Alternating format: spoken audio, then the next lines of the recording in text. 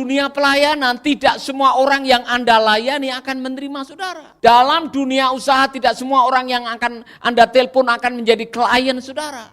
Dalam dunia pelayanan, tidak semua orang yang Anda telepon, Anda WA akan menjadi partner saudara. Anda harus proaktif, sehingga pada waktu Anda menemukan kenyataan yang tidak sesuai dengan harapan, sudah siap-siap untuk memilih apa? Memilih meresponi dengan kebenaran. Kembali kepada Ayub. Apa yang dialami oleh Ayub? Dia mengalami kenyataan yang tidak sesuai dengan harapan. Padahal dia orang yang saleh, jujur, takut akan Tuhan, menjauhi kejahatan. Saudara-saudara, waktu semua yang dimiliki habis, dia meresponi dengan apa? Apakah dia meresponi dengan perasaan? Kalau Ayub meresponi dengan perasaan, mungkin dia akan mati cepat, saudara-saudara. Kehilangan 7.000 kambing. Baru kehilangan 2 kambing aja sudah bisa gila. Ini 7.000. Kehilangan 3.000 onta. Saudara tahu satu onta harga berapa? Tanya Taman Safari itu ada. Itu onta diekspor. Ya kan, diimpor dari Arab Saudi. Untuk naik pesawat aja mahalnya bukan main. Coba hitung-hitung, cari di Google berapa harga satu onta. Bisa 50, bisa 100 juta. Kali 3.000. Saudara-saudara bisa membayangkan betapa kecewanya Ayub kalau dia menanggapi dengan perasaan dan penglihatan. Tapi Ayub memilih mempercayai kebenaran dan menerjemahkan kebenaran, kenyataan dengan kebenaran. Kehilangan 10 anak. 10 anaknya mati kerobohan rumah. Wow. Berapa nilai satu anak? Kalau kontrak di Malaysia 7 juta satu bulan. Kalau kerja di sana. Jadi saudara-saudara, aset kalau mau dihitung sebagai aset itu luar biasa. Belum lagi kesehatan. Dia kehilangan kesehatan, belum lagi persahabatan. Nah, saya bersyukur kepada Ayub.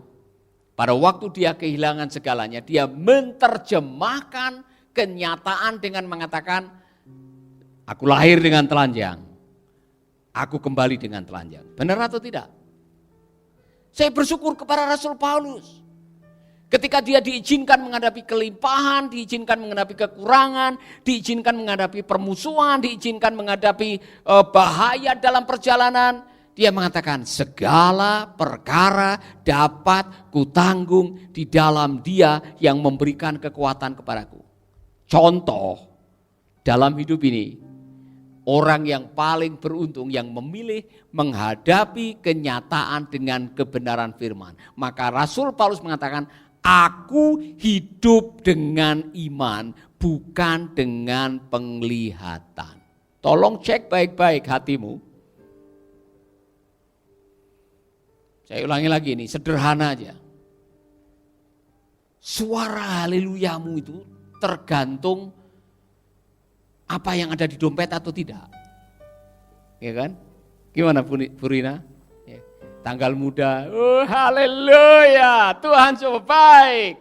Ya kan? Tanggal tua, oh Tuhan. Cium mama yang paling tahu saudara. Maka cek baik-baik kualitas iman saudara. Ketika haleluya saudara, kerajinan membaca firman, kesetiaan datang ibadah, passion, gairah untuk melayani tidak tergantung tanggal tua atau tanggal muda, amplop tipis atau tebal, disambut atau tidak disambut, saudara bisa tahu bahwa saya adalah makhluk hidup yang menghadapi kenyataan dengan kebenaran firman. Maka berbahagialah orang yang kesukaannya merenungkan firman. Yakobus bilang, berbahagialah orang yang kesukaannya meneliti hukum yang sempurna. Bukan hanya membaca kemudian melupakannya, tapi sungguh-sungguh melakukannya. Maka orang itu akan dibuat bahagia oleh perbuatannya. Cek baik-baik, dalam minggu-minggu ini, apakah saudara meresponi kenyataan dengan kebenaran firman? Anda disakiti oleh orang. Anda mendengar engkau diomongin oleh orang. Atau orang yang Anda cintai menghilang dengan tiba-tiba. Atau Anda dikhianati. Atau tiba-tiba saham anjlok nilainya. Masih bisa haleluya Tuhan baik. Ya kan? Atau saudara merenung dan saudara menyesali nasib saudara. Saudara-saudara belajarlah, makanya belajar setiap hari meresponi dengan kebenaran firman. Bagaimana caranya supaya saya bisa meresponi dengan kebenaran firman? Store up, bangun gudang kebenaran dalam hati saudara. Baca firman tiap hari, renungkan firman setiap hari. Kirim firman dari normal thinking ke hard thinking. Saya mau tanya kepada saudara, sudah baca firman atau belum? Saya tadi pagi sudah mendengar 4 pasal. Saudara sudah membaca firman atau belum? Dengarkan firman siang malam, kemanapun saudara pergi ada kesempatan dengar podcast. Saudara-saudara yang sudah download Making Life Better, dengarkan Making Life Better kemanapun saudara pergi, dimanapun saudara berada, saudara-saudara. Dengarkan firman karena firman itulah yang akan menguntungkan saudara seperti tanaman yang ditanam di tepi aliran sungai berbuah pada waktunya, daunnya tidak pernah layu, apa saja yang diperbuatnya berhasil. Ingat baik-baik apa yang pernah saya katakan. Success is a product of obedience. Sukses adalah produk ketaatan kepada firman. Tolong ingat baik-baik. Saat-saat saudara diperhadapkan dengan pilihan mau membalas atau mengampuni gara-gara firman. Ya kan? Ibu Paulus kadang-kadang mengeluh.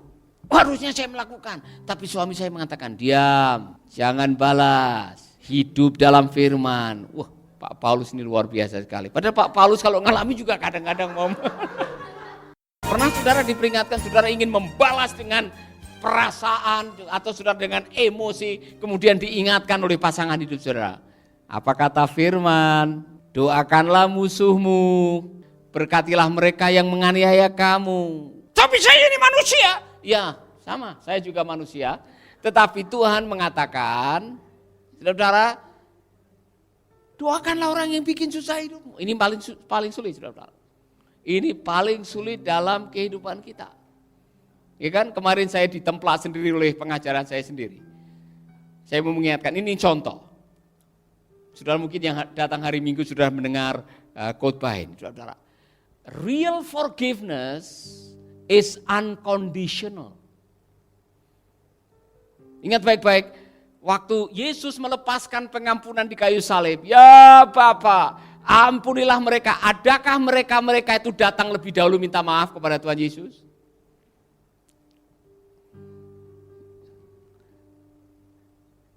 Apakah Simon Petrus datang kepada Tuhan Yesus minta maaf setelah mengkhianati dia?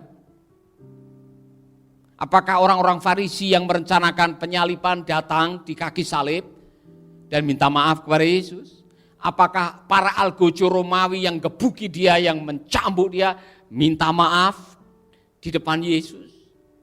Apakah gubernur yang membuat keputusan salibkan Yesus datang kepada Yesus? Tidak ada satupun orang yang minta maaf kepada Yesus. Tetapi Yesus memilih untuk menanggapi kenyataan dengan kebenaran. Ya Bapa, ampunilah mereka. Saudara-saudara, pewahyuan terbesar untuk mengampuni tidak mesti harus menunggu orang minta maaf. Katakan kepada teman saudara, kok enak? Itu respon kita secara manusiawi. Sebelum kamu bertekuk lutut minta maaf, saya tidak akan pernah melepaskan pengampunan. Itu yang kadang-kadang kita punya, termasuk saya, ya kan? Dia tunduk di kaki saya dulu, cium tuh jempol kaki saya, baru saya akan lepaskan pengampunan, misalkan. Ya Marcel, ya kan? Sebelum dia tunduk, nyium jempol kaki saya tidak akan mengampuni. Benar tak kira-kira itu? Tidak benar. Real forgiveness is unconditional. Saudara, waktu saya membaca ini, saya bilang, waduh, jadi selama ini saya punya konsep salah. Saya akan mengampuni kalau orang itu sudah bayar hutangnya. Sebelum dia bayar hutang, saya tidak akan mengampuni. Kapan dia bisa bayar hutang? Iya kan? Dia utang saudara 5 juta. Atau namamu dicatut. Tiba-tiba ditelepon oleh pinjaman online. Ibu Rina namanya di sini menjamin orang ini untuk pinjaman. Kemudian Bu Rina dikejar-kejar oleh debt collector misalkan aja. Padahal tidak tahu menau misalkan. Apa yang harus kita lakukan saudara-saudara? Nah kalau saudara pernah dipinjami uang dan sampai hari ini orang yang minjem uang itu tidak mengembalikan, ada 2 pilihan. Tunggu semua uang dikembalikan baru melepaskan pengampunan, atau saudara mengampuni walaupun belum dikembalikan. Saya mau tanya kepada saudara, pilih yang mana? Menurut saudara pilih yang mana? Ya? Kalau belum lunas, saya tidak akan mengampuni. Persoalan, barangkali orang itu sampai Tuhan Yesus datang tidak bisa melunasi utangnya. Nanti Tuhan Yesus datang, saudara tidak terangkat gara-gara utang yang belum dilunasi, dan saudara menyimpan kepahitan dalam hidup yang sekali. BODOH, semua bilang.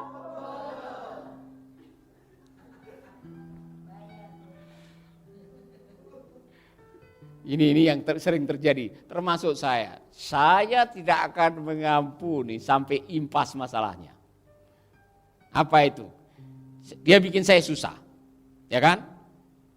Saya mau lihat dia susah. Kalau dia sudah susah, saya baru akan mengampuni orang itu.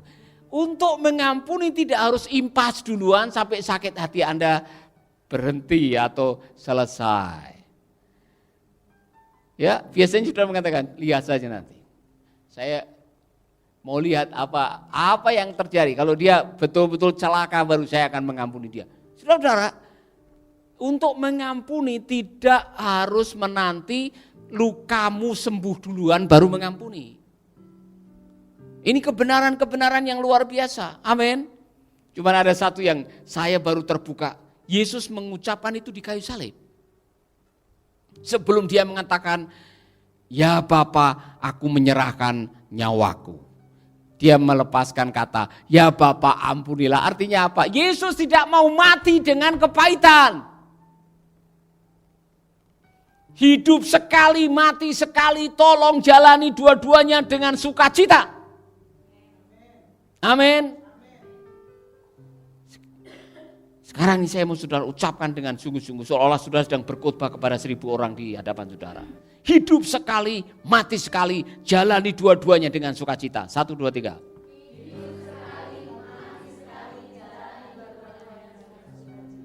Amin. Jadi yang ada luka batin dengan ayah yang tidak tahu nasibnya di mana ayahnya, atau ibunya yang tidak tahu dikenal di mana dia, sudah saudara lepaskan pengampunan tanpa harus lihat bapakmu duluan. Lepas pengampunan sebelum kau lihat ibumu di mana. Lepas pengampunan kepada orang-orang yang pernah bikin susah hidup saudara. Tidak usah mendoakan dulu, Tuhan kasih dia kesempatan sabar petir baru saya akan mengampuni dia. Tidak perlu saudara-saudara. Lepaskan pengampunan, meresponi kenyataan dengan kebenaran firman. Karena hidupmu hanya ditentukan oleh apa kata Tuhan, bukan oleh apa kata orang. Dengar ini baik-baik. Ini pesan saya terakhir. Ya kan? Nanti kalau saya dipanggil Tuhan, ingat kata-kata ini. Ngerti maksud saya? Saya akan mati suatu saat. Mungkin saya mati duluan atau saudara mati duluan, saya tidak tahu. Tapi tolong ingat ini baik-baik. Berbahagialah orang yang mengandalkan firman Tuhan. Sahabat, Anda baru saja mendengarkan program Making Life Better. Hubungi kami di 0811 3901 144 atau 0811 3901 140. Mari dukung pelayanan Making Life Better melalui rekening BCA 66 900 30525. Sekali lagi, 66 900 30525. Atas nama Paulus Wiratno. Terima kasih, Tuhan Yesus memberkati. Making life better, bikin hidup lebih baik.